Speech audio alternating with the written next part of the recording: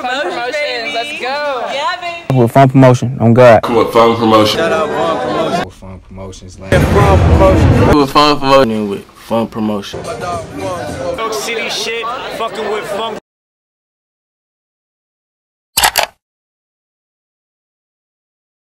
FUNG Promotions, let's go. Yeah, baby. And so was Tutu the first artist? Yes, Tutu was the first artist to cultivate the agency. And how did you get connected or linked with Tutu? With Tutu, he went to prison. Remember, he went to jail. Yeah, for sure. After Miami situation. Facts. And then after he got acquitted from that, he got extradited back to New York. Right. So while he was in jail in New York, mind you, all of the kids in there, they don't like him, but they still going crazy. Like, Tutu G's is here, you feel me? Yeah. So my man, like, yo, Tutu G's in here. You should try to sign him when you get home. When he get home, so try to help that nigga. I was like, word. So my man was really one who gave me the tip. And then when he came home, my man Orlando from Atlantic, he was like, yo, you should try to get Tutu G's. I was like, I was already talking to somebody. Right. So it just made sense. And one of my longtime friends, my man Syph and shit, you know, he was connected with his big homies or whatever the case may have you, and he put it together for me. Real shit, no exaggeration. It was a Sunday night, Duke. I'm laying in bed with my kid and my girl at the time. We chilling in there, and somebody, a nigga called me like, yo, I got 2 G's right now. We in Williamsburg. Pull up. Nigga, I jumped up so quick, jumped in the car, went straight there, told him straight up and down, said, listen, kid, if you listen to me and you do exactly as I say, not on no shit like that. You do exactly as I say. All the advice I give you, I will get you a record deal in less than 2 weeks. He's like, for real? And it took more than 2 weeks, but I still done the record deal. Right. Got to deal with Atlantic. Got to deal with Atlantic. And so after that, how was it seeing him be so successful after he just got out and you was able to help him? How did that make you feel? It made me feel good, but at the same time it was bad because it was like, yo, this kid is trying his hardest to do everything he can. He still couldn't get certain looks and certain things. Like, we go through a lot trying to get him. Like, 2 G's is the only New York City drill artist that ever went on tour. Right? So in order for me to be able to do things like that, I had to sacrifice a lot. Like, he's never did a tour date in New York City ever. He's never did he did a headlining show in SOBs once. And then after that, they didn't want him performing in their venues anymore. Even though he did successful shows everywhere else in the country, even in New York, and they still wouldn't allow him to perform in certain areas because the hip hop police wouldn't allow these kids to perform. Right. So he was the first coming of that. Like, he was the first artist in New York to feel that burden. Cause even Bobby and them was allowed to perform. Right. You feel what I'm saying? 6ix9ine was allowed to perform to an extent. Yeah. 2 G's was the first artist that police said, no, you can't perform. And even Rolling Loud, his name was at the top of the list. Yeah. I seen that. I was going to that, and I seen that taken down. How was that for the camp? You feel me? And that was crazy because we did Rolling Loud. Like, we still the only ones from New York, other than Fabio and Pop, that did Rolling Loud. We did it with Kodak when he brought us out, and he did Spin the Block. Yeah. And that was a huge deal for Tutu. And then when he came back, Rolling Loud booked us. We was supposed to do Miami with Kodak again. That's when Jack Boy first came home. We did the Sniper Gang set, and then Kodak got arrested. Yeah. At Rolling Loud, like as soon as we pulled up, feds rushed him and arrested him right then and there. Tough, and then now this is like the redemption show. We about to go crazy, bring Jack Boy back, do what we gonna do, tear the stage up, and they can us again.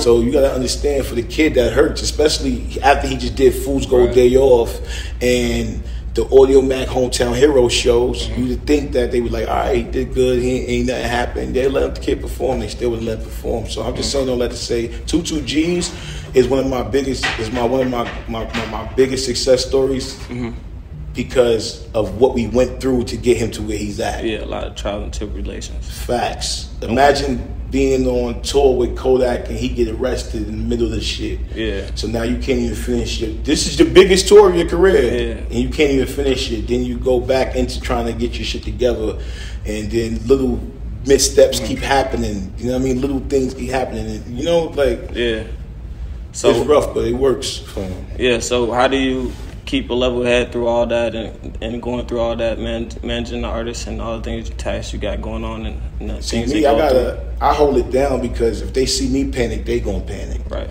So what I do is I deal with it the best way I know how, and I deal with it on my time. Not never in front of them. I'm never showing them. I can't show my heart on my sleeve with them because that shows them that it's okay to be emotional and lash out when they can't, because they're being judged by every single thing they do.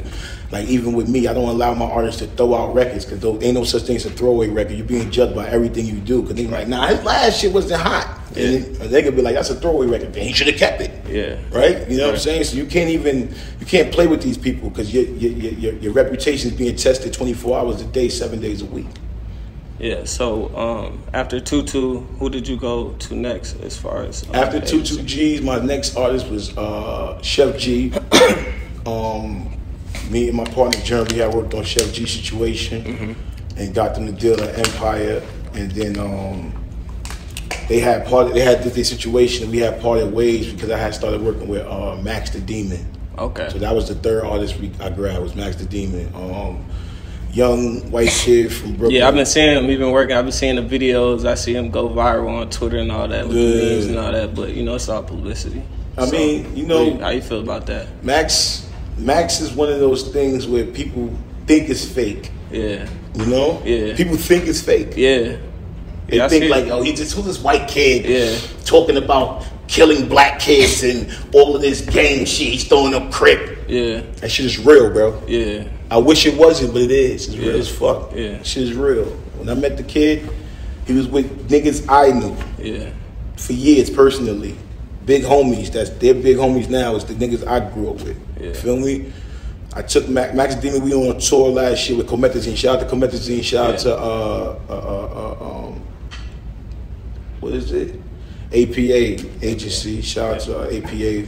They had put us on that tour, and we had this tour day in LA. Yeah.